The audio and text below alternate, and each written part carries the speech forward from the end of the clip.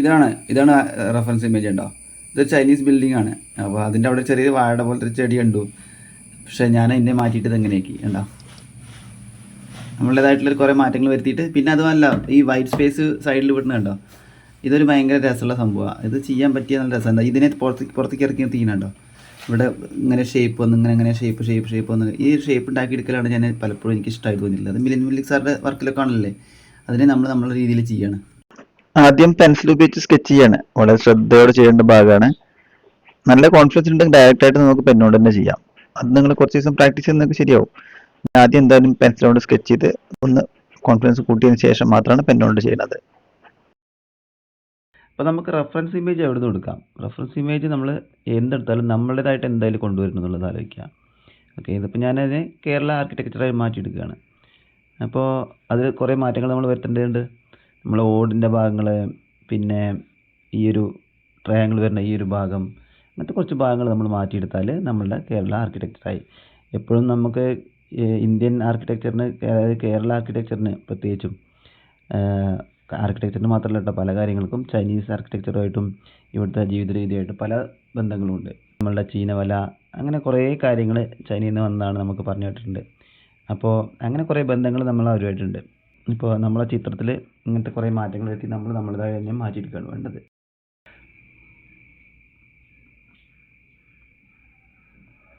ഈ ഇലകൾ വരയ്ക്കുന്ന രീതിയൊക്കെ നിങ്ങൾക്ക് പല രീതിയിൽ വരച്ച് നോക്കാം. അതൊക്കെ നിങ്ങളുടേതായിട്ടുള്ള കണ്ടുപിടുത്തങ്ങൾ നടത്തുക. അത് പല രീതിയിലാക്കാൻ ഞാനിപ്പോൾ വരയ്ക്കുന്ന ഒരു രീതിയാണ്.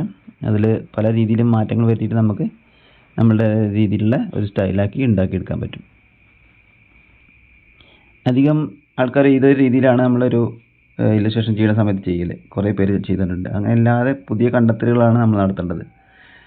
ഞങ്ങൾ കുറേ കാലമായിട്ട് തന്നെ വരച്ച് തുടങ്ങിയതുകൊണ്ട് നമുക്ക് ഇങ്ങനത്തെ ഒരു രീതിയിൽ നമുക്ക് വരയ്ക്കാൻ അറിയൂ എന്നുള്ളൊരു പ്രശ്നം കൂടിയുണ്ട്. അപ്പോൾ അതിനെ പൊളിക്കുക എന്നുള്ളതാണ് ഏറ്റവും പ്രധാനപ്പെട്ട കാര്യം. ഓരോ ചെടിക്കും ഓരോ ക്യാരക്ടർ ഉണ്ട്. അത് മനസ്സിലാക്കി നമ്മളതിൻ്റെ ഷേപ്പ് മനസ്സിലാക്കി പഠിച്ചിട്ട് അതിനെ മാത്രം പഠിച്ചിട്ട് നമ്മളിങ്ങനെ നമ്മളുടെ മെമ്മറി ശേഖരിച്ച് വയ്ക്കുകയാണെങ്കിൽ നമ്മളിങ്ങനെ സ്കെച്ച് ചെയ്യുന്ന സമയത്തൊക്കെ നമുക്ക് ഉപയോഗിക്കാൻ പറ്റും. അപ്പോൾ ഒരു ചെടി കാണുമ്പോൾ തന്നെ, അല്ലെങ്കിൽ ഒരു മരം കാണുമ്പോൾ തന്നെ അതിൻ്റെ ഒരു സ്ട്രക്ചർ ഉണ്ടല്ലോ, അത് നമ്മൾ മനസ്സിൽ വരും. അപ്പോൾ മാവിന് സ്ട്രക്ചർ ഉണ്ട്, വാഴയ്ക്ക് സ്ട്രക്ചർ ഉണ്ട്, തെങ്ങിന് സ്ട്രക്ചർ ഉണ്ട്.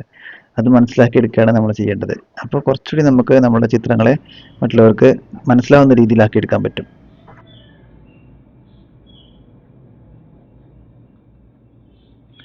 വല്ലാതെ സ്പീഡ് കൂടാതെയും ഒക്കെ വരച്ച് ശീലിക്കുക എന്നുള്ളതാണ്. നമുക്ക് ഓരോ സമയത്തും ഓരോ രീതിയിലാണ് വരയ്ക്കേണ്ടത്. അപ്പോൾ ഇതൊക്കെ നമ്മളുടെ ഓരോ പഠനങ്ങളുടെ ഭാഗമായിട്ട് നമുക്ക് നമ്മുടെ കയ്യിൻ്റെ വഴക്കം കൊണ്ട് സംഭവിക്കുന്നതാണ്. അത് നമ്മൾ നല്ല സ്പീഡിലാകും വരയ്ക്കുക. പിന്നെ നമുക്ക് നല്ല സ്പീഡിൽ വരയ്ക്കേണ്ടെന്ന് തോന്നും. ചിലപ്പോൾ സ്പീഡ് കുറച്ചിട്ട് ചെയ്യേണ്ട സ്ഥലങ്ങളുണ്ട്. അതേതാണെന്ന് കണ്ടെത്തപ്പെടും.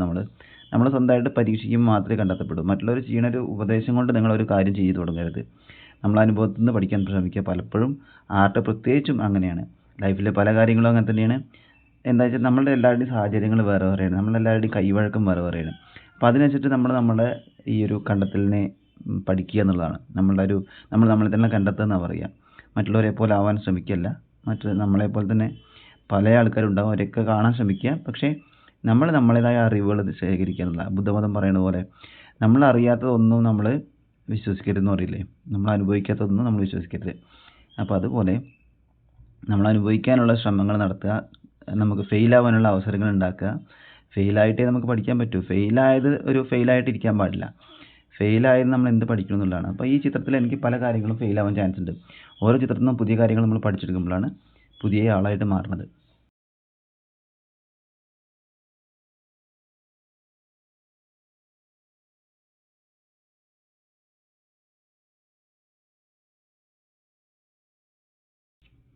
ഈ പേന നിങ്ങൾക്ക് കണ്ടറിയാം.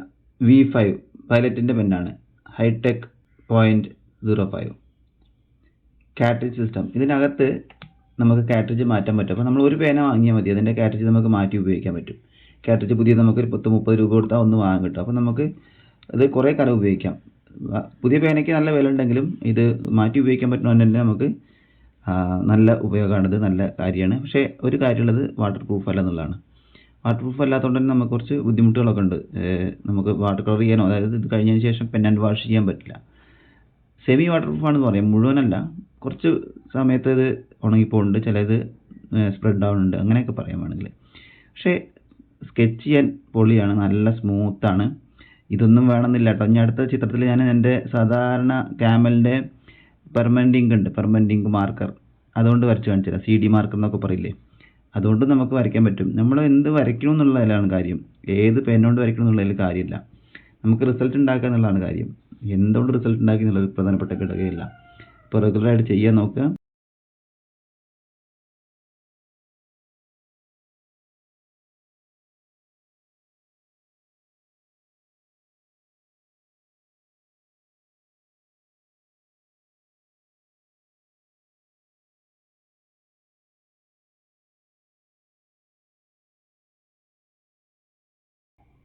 ഇത് നമ്മൾ വാഴയുടെ ഇല വരയ്ക്കുന്ന ഓവർലാപ്പ് ചെയ്തൊക്കെ പോകുന്ന രീതിയിലാണ്, ശ്രദ്ധിച്ചറിയാം. അപ്പോൾ നമ്മൾ വാഴയ്ക്ക് വരയ്ക്കുന്ന സമയത്ത് നേരിട്ട് നോക്കി വരയ്ക്കാൻ ശ്രമിക്കുക. പലപ്പോഴും അത് പഠിച്ചു കഴിഞ്ഞാൽ നമുക്ക് ഇതൊക്കെ വരയ്ക്കാൻ പറ്റും. ഇങ്ങനെയാണോ വാഴ എന്ന് വെച്ചാൽ ഇങ്ങനെയൊന്നുമല്ല, നമ്മൾ നമ്മുടേതായിട്ടൊരു രീതി കണ്ടെത്തിയെന്ന് മാത്രമേ ഉള്ളൂ. പല ആൾക്കാരും പല രീതിയിലല്ലേ വരയ്ക്കുക. അപ്പോൾ നേരിട്ട് കണ്ട് വരയ്ക്കുകയാണ് ഏറ്റവും ബെസ്റ്റ്. അത് വരച്ച് ശീലിച്ചാൽ നമുക്ക് പിന്നെ ഈസി ആയിട്ട് എല്ലാം വരയ്ക്കാം. നമുക്ക് ഒരു ദിവസം ലൈവ് ചെയ്യാം, പെൻ ഡ്രോയിങ്, അതേപോലെ ഔട്ട്ഡോർ പോയിട്ട്. പക്ഷേ സാധാരണ വാട്ടർ കളർ പോലെ പെട്ടെന്ന് അതിൻ്റെ റിസൾട്ട് കാണാൻ പറ്റില്ല എന്നുള്ളൊരു കാര്യമുണ്ട്. അവിടെ നല്ല ക്ഷമ വേണം ഈ പെൻ ഡ്രോയിങ് ചെയ്യുന്ന സമയത്ത്. വാട്ടർ കളർ ചെയ്യുന്നതിനെക്കാട്ടിലും ബുദ്ധിമുട്ടാണ് ശരിക്കും പെൻ ഡ്രോയിങ് ചെയ്യാൻ. നമുക്ക് ക്ഷമ ഉണ്ടാക്കിയെടുക്കാൻ ഏറ്റവും ബെസ്റ്റ് സംഭവമാണ് ഈ പെൻ ഡ്രോയിങ്. ഇതിൽ ഞാൻ ആദ്യം പെൻസിൽ ഡ്രോയിങ് ചെയ്തിട്ട് നിങ്ങൾക്ക് കാണാൻ പറ്റുന്നുണ്ടല്ലോ. അപ്പോൾ അതിന് നമുക്ക് വേണമെന്നുണ്ടെങ്കിൽ ഒഴിവാക്കാം, വേണ്ടാന്നുണ്ടെങ്കിൽ നമ്മളത് ഒഴിവാക്കണം, നല്ലതാണ്. നിങ്ങളത് പരിശീലിച്ചാൽ നിങ്ങൾക്ക് ഒഴിവാക്കാൻ പറ്റും. കോൺഫിഡൻസ് കൂടി വരും.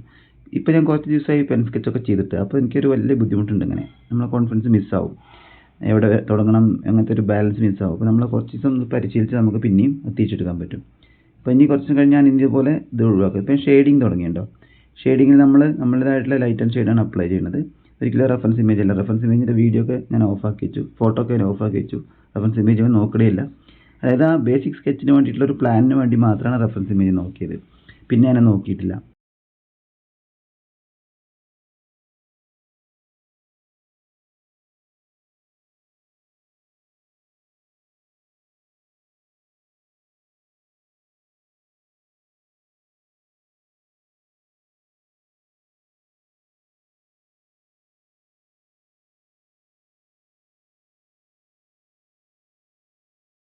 നോക്കിയൊക്കെ ഇതിൻ്റെ ഇടയിലൊക്കെ നനഞ്ഞ് ഞാൻ എപ്പോഴൊക്കെയൊന്ന് ചായ കുടിച്ചിട്ടൊന്ന് കൈ കഴുകി വന്നു. അതിന് കുറച്ച് വെള്ളമായി ഇവിടെ, അറിയാതായതാണ്. പക്ഷേ അത് ബ്ലറായി പോയി. നമ്മളേ ബാക്ക്ഗ്രൗണ്ടിലാണ് ഷെയ്ഡ് ചെയ്യണേ. ബാക്ക്ഗ്രൗണ്ട് നമുക്ക് ദൂരമുള്ളതായതുകൊണ്ട് നമുക്ക് കൂടുതൽ ലൈനുകൾ ഇട്ടാൽ നമുക്ക് ഡാർക്കായി തോന്നും. അപ്പോൾ നമ്മൾ ഉപയോഗിക്കുന്ന ഒരു ടെക്നിക്കാണ് ഇത്. പലരും പല രീതിയിലാണ് ഉപയോഗിക്കുന്നത് പറഞ്ഞല്ലോ. അപ്പോൾ ഞാൻ ഉപയോഗിക്കുന്നത് ഇങ്ങനെ ലൈനുകളും ഡോട്ടുകളും ഇട്ടിട്ടാണ്. ഓക്കെ, അപ്പോൾ കുറച്ച് ഇത് കുറയ്ക്കാൻ പറ്റും, നമുക്ക് അതിൻ്റെ കട്ടി കുറയ്ക്കാൻ പറ്റും. എന്നാൽ അവിടെ ലൈനുകൾ ഉണ്ട് ദൂരത്തുള്ള.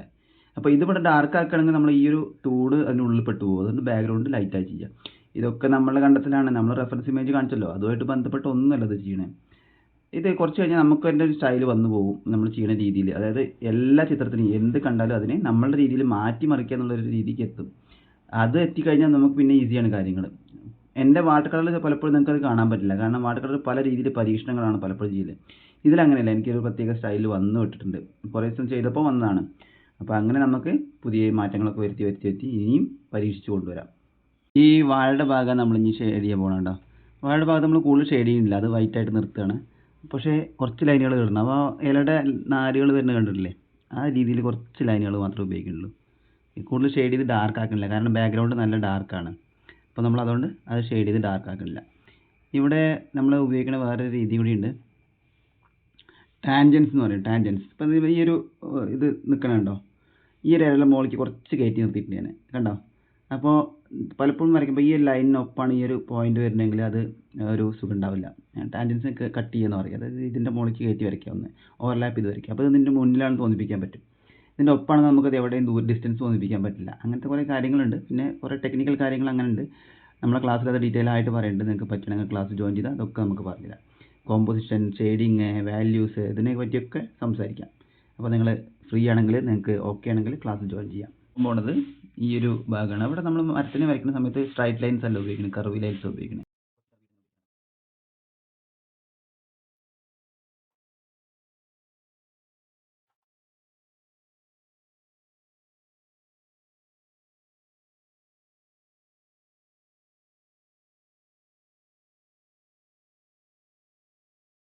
ഇവിടെ ചെടികളുണ്ട്, അതിൻ്റെ ഒരു ഭാഗത്ത് ഡാർക്ക് ചെയ്യാനുള്ള ഭാഗമാണ്. അപ്പോൾ ഈ ചെടികളുടെ ഇലയൊക്കെ മുകളിലേക്ക് വരും. ഇതിന് നമുക്ക് പ്രൊമിനൻ്റ് ആയിട്ട് കാണാൻ പറ്റും. ഇത് കുറച്ച് വെള്ളം നനഞ്ഞ് പോയതുണ്ടോ, അതൊരു രസമല്ലേ കാണാൻ. നമുക്ക് അങ്ങനെ വർക്ക് ചെയ്ത് നോക്കാം ഇനി. അപ്പോൾ നമുക്കിവിടെ ഷെയ്ഡ് ചെയ്ത് നോക്കാം. ഇവിടെ ഞാൻ വെർട്ടിക്കലാണ് ഷെയ്ഡ് ചെയ്യുന്നത്, പക്ഷേ കുറച്ച് അടുത്ത ഷെയ്ഡ് ചെയ്യുന്നത് കേട്ടോ. കേട്ടോ, ചിലപ്പോൾ ഇവിടെ നമ്മൾ ക്രോസ് ഹാച്ചിങ് ചെയ്യേണ്ടി വരും, പക്ഷേ നമ്മളിപ്പോൾ കുറച്ച് അടുത്തടുത്ത് ചെയ്താൽ തന്നെ നോക്കി നോക്കാം നമുക്ക്. അപ്പോൾ നമ്മുടെ ചിത്രം ഏകദേശം ഫിനിഷായി.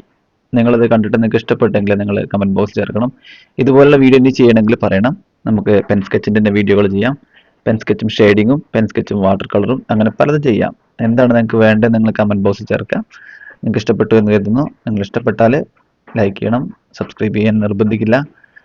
ഇഷ്ടപ്പെട്ടില്ലെങ്കിൽ അതും പറയാൻ മടിക്കരുത്. പുതിയ മാറ്റങ്ങൾ വരുത്തണമെങ്കിൽ നിങ്ങൾ എന്തെങ്കിലുമൊക്കെ പറയണം. അല്ലെങ്കിൽ ഇന്ന് ഞാൻ എൻ്റെ വരയ്ക്കുന്നത് പോലത്തെ ഒരു രീതിയിൽ കണ്ടിന്യൂ ചെയ്ത് പോകും. അതല്ല നമുക്ക് വേണ്ടത്. അപ്പോൾ പുതിയ മാറ്റങ്ങൾ കൊണ്ടുവരണം. എപ്പോഴൊന്നും വീഡിയോ ചെയ്യാൻ പറ്റാറില്ല. ഇതാണ് എൻ്റെ ആ ചിത്രം. നിങ്ങൾക്ക് ഇഷ്ടപ്പെട്ടു എന്ന് കരുതുന്നു. അപ്പോൾ സപ്പോർട്ട് ചെയ്യുക.